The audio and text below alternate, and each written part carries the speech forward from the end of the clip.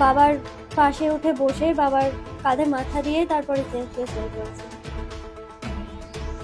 ওই গোটা ব্যাপারটাকে চেপেছিল, তারপর আর সহ্য করতে পারছিল না। ওর মুখে কথা আওয়াজ হচ্ছে, তুই তো ভালো করে চলে এসে ছেলেটাকে পুরো মুখ। চা খেয়ে মৃত্যু ছাত্রের। ফ্লাস্কে থাকা চা সরাসরি খেয়ে অসুস্থ হয়ে পড়ে দীপ্তাংশু। হাসপাতালে যাওয়ার সময় বাবার কাঁধে মাথা রেখে বিশ্বকাপের খেলা দেখতে দেখতেই চিরনিদ্রায়। ও খেলা বেশি পছন্দ করতো, ফুটবল ক্রিকেট, পুরো পাগল ছিল খেলার।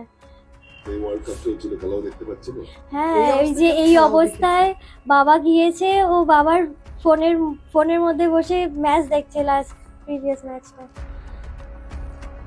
শুধু চা খেয়ে কিভাবে মৃত্যু হতে পারে? নরেন্দ্রপুর রামকৃষ্ণ মিশনের ছাত্র দীপ্তাংশু মাহাতোর মৃত্যুতে মিশন কর্তৃপক্ষের বিরুদ্ধে বড় অভিযোগ পরিবারের। সকালে তো ওদের ক্লাস থাকে কেমিস্ট্রি টিচারের, বাগচি স্যারের, সেই ক্লাসে স্যার চা খান ফ্লাক্সে করে, তো ওই চা ছিল, ও নাকি সেই গরম চাই খেয়ে নিয়েছিল, গিলে ফেলেছিল। এবার যেহেতু ফেলতে পারবে না, ফেললে ওর বন্ধুরাই বলেছে যে ফেললে হয়তো বকতে পারে, সেই জন্য ও ওটা গিলে নেয় এবং তারপরে ও ক্লাসে চুপচাপ বসেছিল। ওর বন্ধুর, ও 2 ঘন্টা ক্লাস করে, তারপরে ওকে নিয়ে যায়, মানে ওর বন্ধুরা ওর হয়ে একটা চিঠি লিখে দেয় যে হাউস মাস্টারকে দেবে বলে, যে ওর এরম এরম অবস্থা হয়েছে, যে যদি ডাক্তারের কাছে নিয়ে যাওয়া যায়। তারপর ডাক্তারের কাছে নিয়ে গিয়েছিল, 2টো বন্ধু মিলিয়ে ওকে হাঁটিয়ে ডাক্তারের কাছে নিয়ে গেছিল। ডাক্তার বলে যে এন্ড্রোস্কপি করতে হবে। আর ওরা যখন বলতে যায় তখন হাউস মাস্টার বলে যে এখন একটা প্রোগ্রাম চলছে, এর মধ্যে হেডমাস্টারকে জানানো যাবে না, তো পরে জানাবে, এরকম বলে। তো তারপরে তো ওই জন্য জানিয়েছে কখন, বাড়িতে জানালো কখন? বাবাকে ফোন করেছে তখন 11টার পর। রাত্রির? না না, আচ্ছা, সকালে 11টার পর জানিয়েছে। কখনো চিকিৎসার কোনো ব্যবস্থা করা হয়নি? না, ওখানেই ছিল, নর্মাল বসে রয়েছে বন্ধুদের সাথে, ওভাবে মাঝে মাঝে কফ উঠছে, বমি হচ্ছে, ও ঠান্ডা লেগেছিল।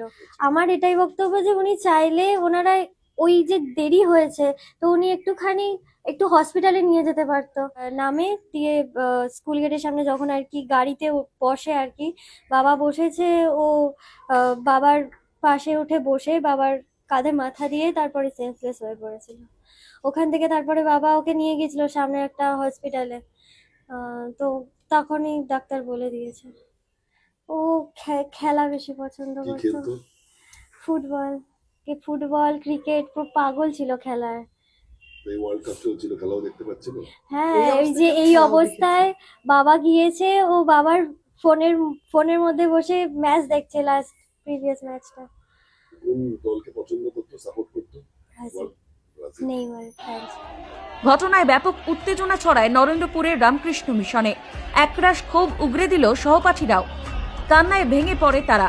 তাদের অভিযোগ, বিষয়টিকে যাকে জানানো হয়েছিল তিনি অবহেলা করেছেন, বিষয়টিকে পাত্তাই দেননি। লাগছে তো গন্ধটা, খেয়ে দেখি, দিয়ে ঢকঢক করে, মানে ঢকঢক করে না, প্রথম ইয়েটা দিয়েছে আর ওটা ডাইরেক্ট করেছে গলায়। এবার আমরা কি ও গিলে ফেলেছে ভুল করে প্যানিকের চোটে।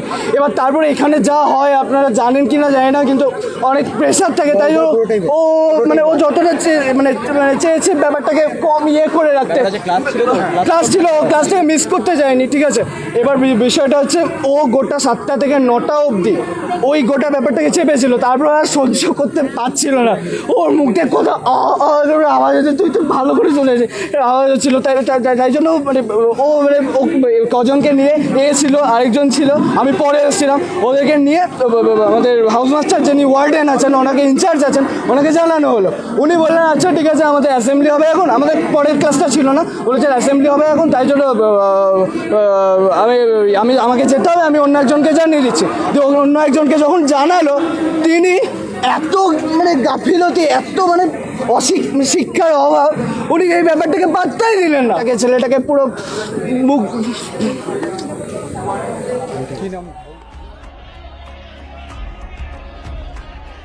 স্কুলের অন্য অভিভাবকদের একাধিক অভিযোগ স্কুল কর্তৃপক্ষের বিরুদ্ধেও। জুনিয়র সেকশনেও সেম কন্ডিশন, বাচ্চাদেরকে পিজিগুলো যারা আছে ওরা স্ল্যাং ল্যাঙ্গুয়েজ ইউজ করে, এমনি কুট কথাতেই ভীষণ মারামারি করে, ভীষণ ভীষণ মারধর করে।